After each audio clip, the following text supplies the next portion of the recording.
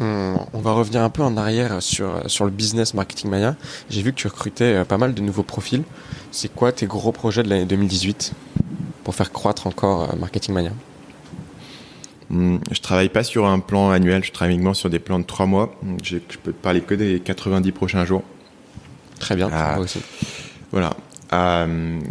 Grosso modo, actuellement, si on veut parler d'un point de vue financier, comment faire grossir le business, aujourd'hui, j'ai un enjeu majeur, c'est de vendre plus de choses. La raison étant que mon audience sur YouTube est énorme et grossit très rapidement avec la stratégie actuelle. Ceci dit, la manière dont moi je crée les formations de manière individuelle, ça prend très longtemps et voilà, c'est un bottleneck si tu veux. Donc la question c'est comment est-ce que je peux monétiser l'audience de différentes manières et vendre différents types de choses. Donc là-dessus, voilà, j'ai différents projets qui viseraient à vendre des choses à l'audience ou alors à vendre les formations existantes plus efficacement. Par exemple, l'affiliation. Aujourd'hui, j'ai une audience énorme, je ne fais pas grand-chose en affiliation parce que je n'ai pas forcément confiance à ce qu'on me propose, j'ai pas forcément le temps de le faire. Et de toute manière, s'il faut que je mette en place toutes les stratégies d'affiliation pour envoyer les gens sur quelque chose, ça me prend du temps et je peux l'investir autre part. Mais il y a beaucoup d'outils, tout ce qui est hébergeur, tout ce qui est outils d'envoi d'email. Je pense à un outil comme Leadpages qui vont te verser des commissions récurrentes pour leur avoir envoyé du monde. Moi, c'est un domaine sur lequel j'ai une légitimité, c'est l'outil que j'utilise personnellement. Probablement mettre en place des tunnels de vente et des segmentations qui vont envoyer les gens sur des produits en affiliation. Ça rapporterait une source de revenus supplémentaire qui pourrait bien tourner. Et là-dessus, jusqu'ici, j'ai pas eu trop le temps de le mettre en place. C'est pour ça aussi que je recrute de temps en temps du monde pour avoir une assistance, pour pouvoir plus rapidement scaler mes idées et pas avoir à écrire l'ensemble des mails, à avoir à tout mettre en place moi-même. Voilà, pouvoir faire un peu sauter ce bottleneck-là en termes de création de contenu. Donc l'affiliation, c'est une idée. L'autre, évidemment, c'est pouvoir lancer beaucoup plus de formations. Aujourd'hui, je fais une formation par an.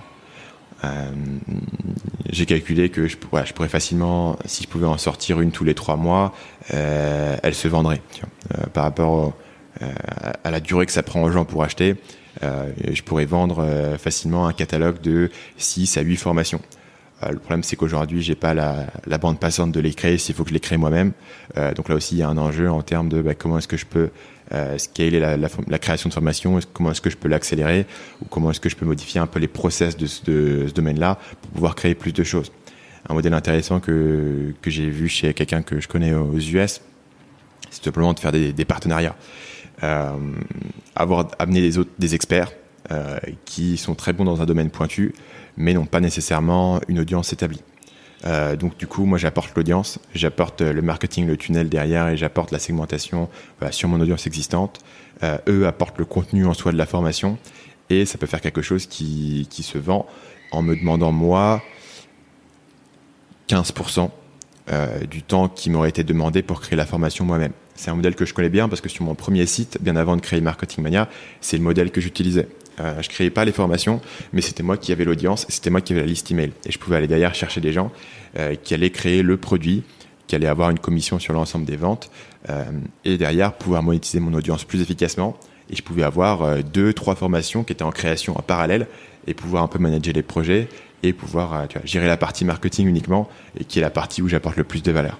Salut, c'est Stan, j'espère que vous avez apprécié cet extrait du podcast Marketing Mania. Bien sûr, vous pouvez retrouver l'ensemble des épisodes du podcast, y compris les instructions sur comment vous abonner sur l'application Apple Podcast ou sur votre téléphone Android en vous rendant sur mon site à l'adresse marketingmania.fr/podcast. Je vous ai mis le lien dans la description de cette vidéo.